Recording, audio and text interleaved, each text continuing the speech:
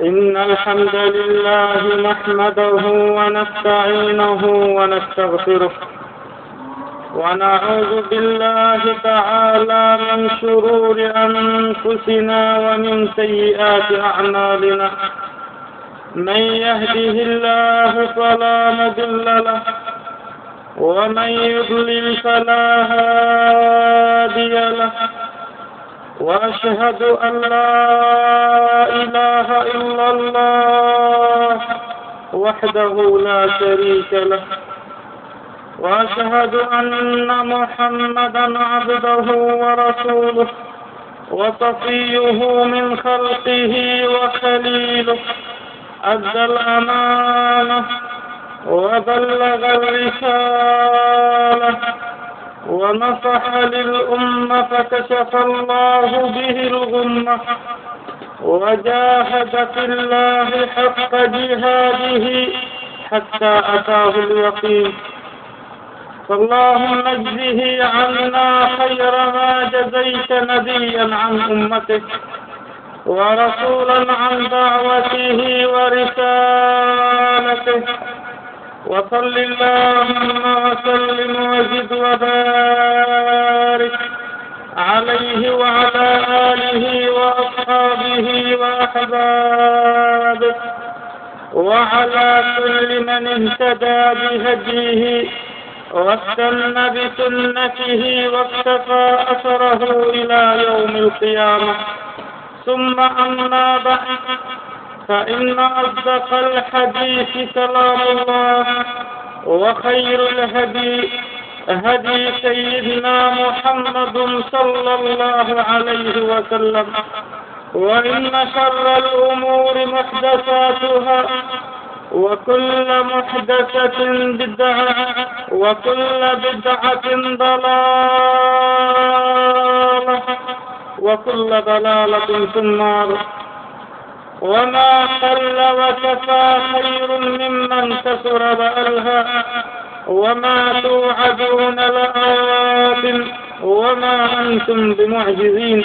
أما بعد، أيها الأحبة، أتحييكم بتحية الإسلام، وهي السلام عليكم ورحمة الله وبركاته.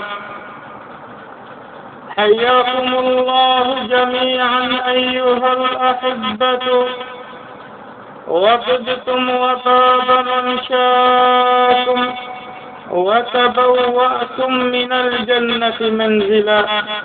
أيها الأحبة، بين يدي رمضان، هذا هو موضوعي الليلة بمشيئة الله تعالى مع حضراتكم في هذا اليوم المبارك.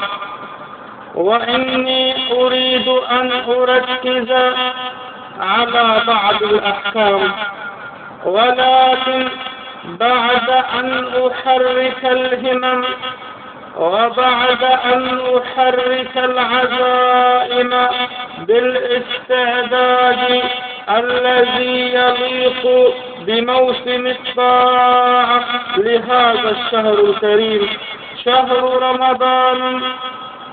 وأحب أن أقول أن الله جل وعلا يصطفي ما يشاء ويخلق ما يشاء ويختار ما يشاء. وأحب أن أقول أن الله جل وعلا يصطفي ما يشاء ويخلق ما يشاء ويختار ما يشاء. فهو الذي خلق السماوات سبعا واختار العليا منها فاختصها بالكرامة فجعلها قريبة من عرشه جل وعلا. وخلق الله الجنان واختار منها الفردوس واختصها بالكرامة فجعل عرشه فوقها. وخلق الله الملائكة واختار من الملائكة جبريل وإسرافيل وميكائيل. وخلق الله الخلق واصطفى من الخلق الأنبياء والرسل، واصطفى من الرسل أولي العزم الخمسة: نوحا وإبراهيم وموسى وعيسى ومحمد صلوات ربي عليهم أجمعين. وخلق الله الشهور والأيام واصطفى من بين الشهور شهر رمضان. واصطفى الله الشهور وخلق الله الشهور والأيام واصطفى من بين الشهور شهر رمضان، فاختصه بالكرامة وأودع فيه من الخصائص ما لم يودعه في سواه. فشهر رمضان جعل الله له من الخصائص والرحمات والبركات والمزايا والمراتب والفضائل ما ليس لغيره على الإطلاق. وأشرف مرتبة لهذا الشهر الكريم أن الله جل وعلا قد أنزل فيه القرآن على قلب النبي صلى الله عليه وسلم. وأشرف مرتبة أيها الأحبة، وأشرف مرتبة لهذا الشهر الكريم أن الله جل وعلا قد أنزل فيه القرآن على قلب النبي عليه الصلاة والسلام. قال الله تعالى: شهر رمضان الذي أنزل فيه القرآن هدى للناس وبينات من الهدى والفرقان. وأودع الله جل وعلا في هذا الشهر الكريم ليلة هي في ميزان الشهور والأيام خير من 1000 شهر. الله أكبر. وأودع الله جل وعلا في هذا الشهر الكريم ليلة هي في ميزان الشهور والأيام خير من 1000 شهر، أي ما يزيد على 80 عاما. الله أكبر. ليلة في العام أيها الأحبة تزيد عن عبادة 80 عاما يقضيها أهل العبادة في العبادة والطاعة. إنا أنزلناه في ليلة القدر، وما أدراك ما ليلة القدر. ليلة القدر خير من 1000 شهر. تنزل الملائكة والروح فيها بإذن ربهم من كل أمر سلام. سلام هي حتى مطلع الفجر.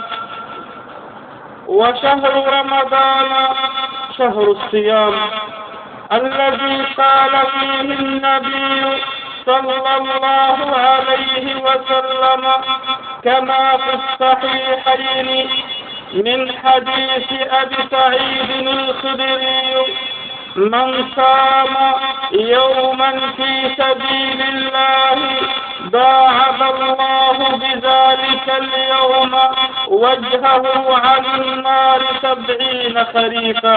يا الله. من صام يوما في سبيل الله باعد الله بذلك اليوم وجهه عن النار 70 خريفا، أي 70 عاما. فكيف وقد فرض الله عليك في شهر رمضان 30 يوما، وفيه قال صلى الله عليه وسلم كما في الصحيحين: من صام رمضان إيمانا واحتسابا غفر الله ما تقدم من ذنبه. الله أكبر. من صام رمضان إيمانا واحتسابا غفر له ما تقدم من ذنبه. ويقول الله جل وعلا في الحديث القدسي في الصحيحين عن رسول الله صلى الله عليه وسلم قال الله تعالى: كل عمل ابن آدم له إلا الصوم فإنه لي وأنا أجزي به. يا الله يا أرحم الراحمين، اللهم اجعلنا من الصائمين القائمين يا أرحم الراحمين. كل عمل ابن آدم له إلا الصوم فإنه لي وأنا أجزي به. والصيام جنة أي وقاية، فإذا كان يوم صوم أحدكم فلا يرفث. والرفث هنا له معنيان: قيل الجماع أي في نهار رمضان، أو الفحش من القول. فلا يرفث ولا يسخب. وإذا سابه أحد أو قاتله فليقل إني صائم. والصيام أيها الأحبة يشفع لصاحبه يوم القيامة. والصيام أيها الأحبة يشفع لصاحبه يوم القيامة. ففي الحديث الصحيح الذي رواه الإمام أحمد والطبراني والحاكم وغيرهم من حديث عبد الله بن عمرو أن النبي صلى الله عليه وسلم قال: الصيام والقرآن يشفعان للعبد يوم القيامة. يا الله. الصيام والقرآن يشفعان للعبد يوم القيامة. فيقول الصيام: أي ربي منعته الطعام والشهوات بالنهار فشفعني فيه. ويقول القرآن: أي ربي منعته النوم بالليل فشفعني فيه. قال النبي صلى الله عليه وسلم: فيشفعان. نعم أيها الأحبة. والرسول صلى الله عليه وسلم يقول كما في الصحيحين: إن في الجنة بابا يقال له الريان لا يدخل منه إلا الصائمون، فإذا دخل منه الصائمون أغلق فلا يدخل منه أحد. يا الله. إن في الجنة بابا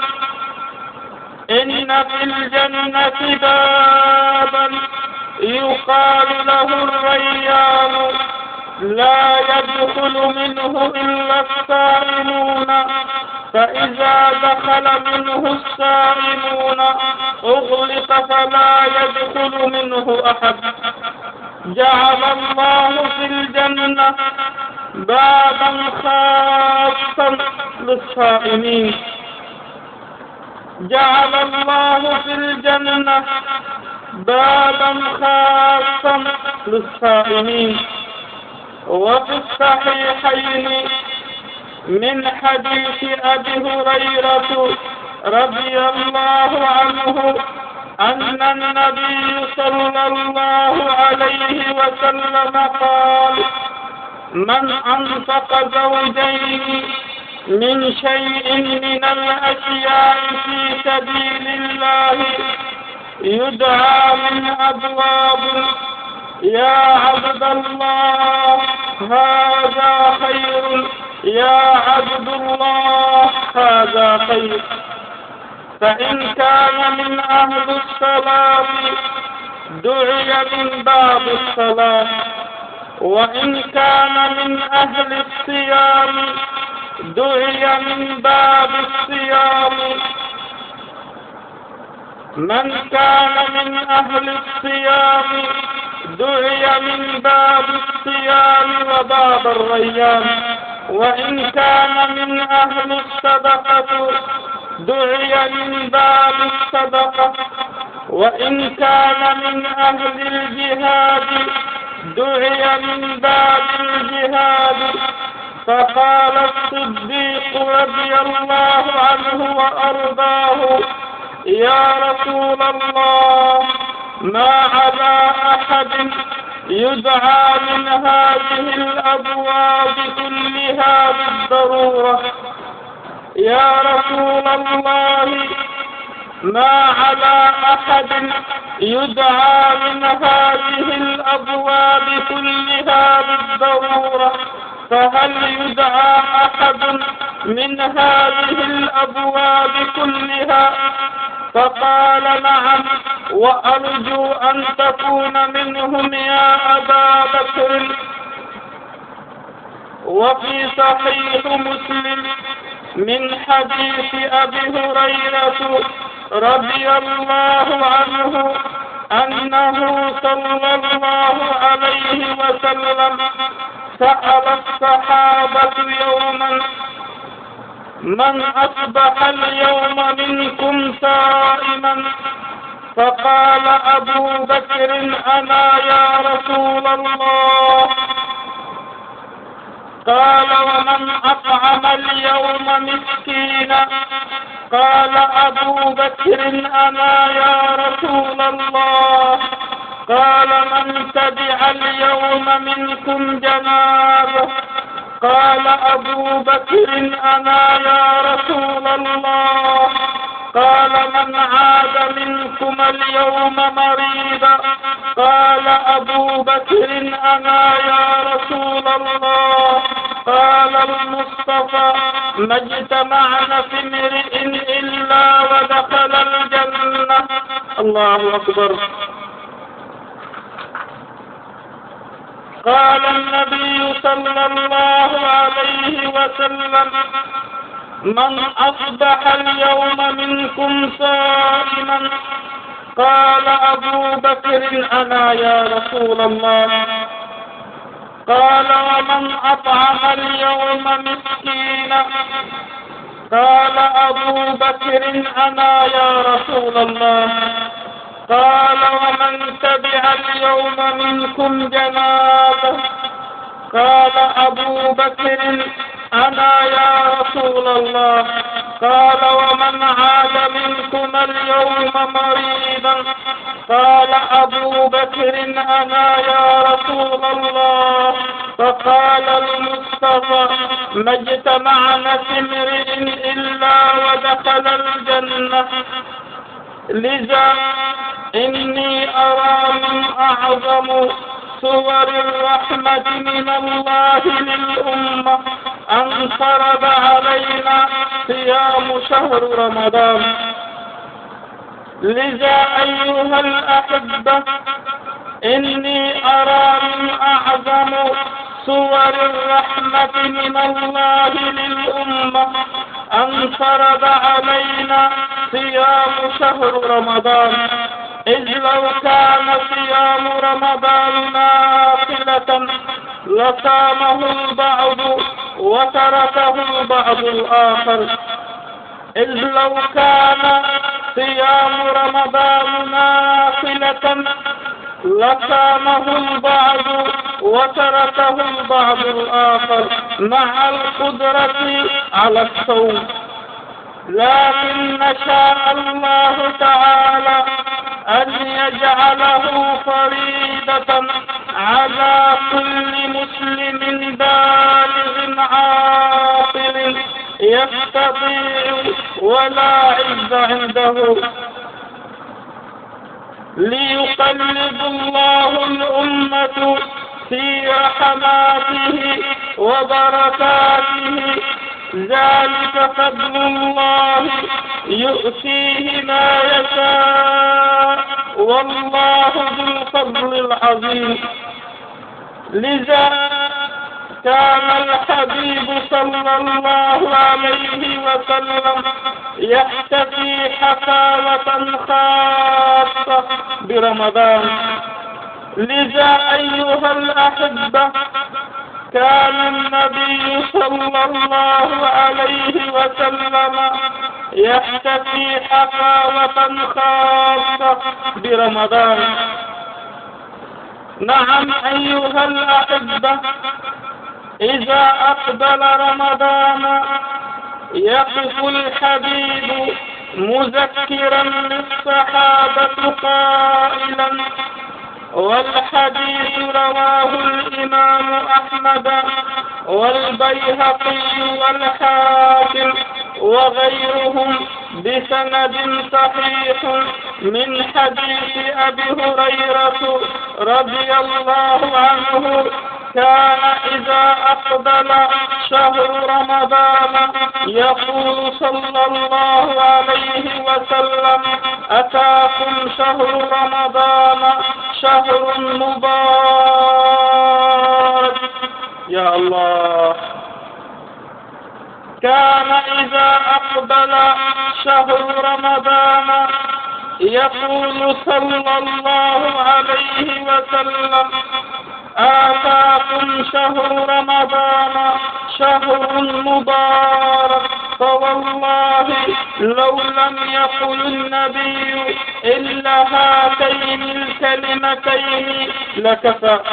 شهر مبارك فرض الله عليكم صيامه، تصفد فيه الشياطين وتغلق فيه أبواب الجحيم، وفيه ليلة هي خير من 1000 شهر.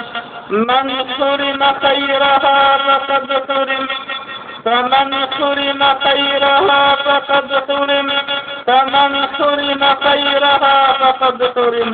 اللهم لا تجعلنا من المحرومين يا رب العالمين. وكان صلى الله عليه وسلم يقول كما في الصحيحين من حديث أبي هريرة رضي الله عنه: إذا جاء رمضان فتحت أبواب الجنة، وفي لفظ مسلم فتحت أبواب الرحمة. أيها الأحبة، فالصيام لغة هو الإمساك والامتناع. فالصيام لغة هو الإمساك والامتناع، أي الامتناع عن الشيء. فالصيام شرعا واصطلاحا فهو الإمساك والامتناع عن جميع المفطرات. فالصيام شرعا واصطلاحا هو الإمساك والامتناع عن جميع المفطرات من طلوع الفجر السابق إلى غروب الشمس مع النية. فالصيام أيها الأحبة، فالصيام شرعا واصطلاحا فهو الإمساك والامتناع عن جميع المفطرات من طلوع الفجر السابق إلى غروب الشمس مع النية. هذه هي أركان الصيام، فالنية هي أول أركان الصيام. ويجب عليك أيها الأخ الفاضل أن تبيت النية لصيام رمضان من الليل. ويجب عليك أيها الأخ الحبيب أن تبيت النية لصيام رمضان من الليل. لا يصح لك أن تعقد النية لصيام رمضان بالنهار، أي بنهار رمضان. كلا أيها الأحبة، يجب أن تعقد النية من الليل قبل صلاة الفجر. وأحب أن أوضح لكم أيها الأحبة إنه لا يجوز أبدا للرجل أن يجامع زوجته في نهار رمضان. هذا أمر خطير، ولا يجوز أيها الأحبة، إنه لا يجوز أبدا للرجل أن يجامع زوجته في نهار رمضان. هذا أمر خطير، ومن يفعل ذلك فعليه القضاء والكفارة المغلظة. ومن يفعل ذلك أيها الأحبة فعليه القضاء والكفارة المغلظة. ومعنى القضاء أن تقضي يوما بدل هذا اليوم،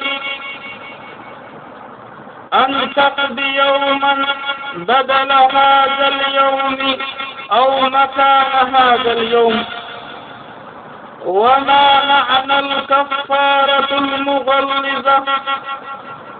أن تعتق رقبة، أو أن تصوم شهرين متتاليين أو متتابعين.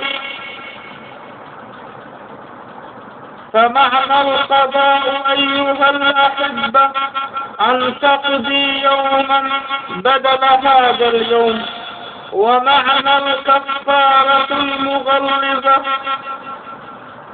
الحكم الأول أن تعتق رقبة، فإن لم تستطع فعليك بصيام شهرين متتاليين أو متتابعين. وأنا أعجب لمن لم يستطع أن يصبر على يوم في نهار الفريضة، فكيف يصوم شهرين متتابعين؟ فمن لم يستطع أن يصوم الشهرين المتتابعين فعليه أن يطعم 60 مسكينا. الحكم الثالث فعليه أن يطعم 60 مسكينا. تلك حدود الله فلا تقربوها، تلك حدود الله فلا تقربوها، تلك حدود الله فلا تقربوها. وفي الختام أسأل الله تبارك وتعالى أن يقبل صيامنا، وأن يقبل صلاتنا، وأن يقبل ركوعنا، وأن يقبل سجودنا، وأن يقبل قيامنا. اللهم آتنا في الدنيا حسنة وفي الآخرة حسنة وقنا عذاب النار. وأقول قولي هذا وأستغفر الله لي ولكم، وصلى اللهم على سيدنا محمد وعلى آله وصحبه وصحبه وسلم، والسلام عليكم ورحمة الله وبركاته.